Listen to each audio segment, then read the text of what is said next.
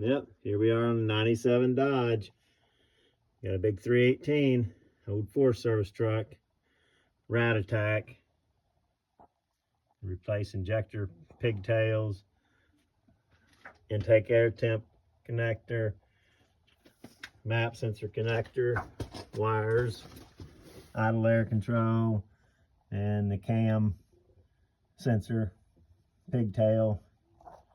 They chewed it in half and we had to add on to it, solder it up, and it'll run now with some carb clean shot down its throat. No fuel pump running. So I come back to the tank, reach up, and there's the wires going to the fuel pump.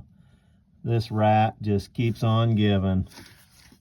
Like and subscribe.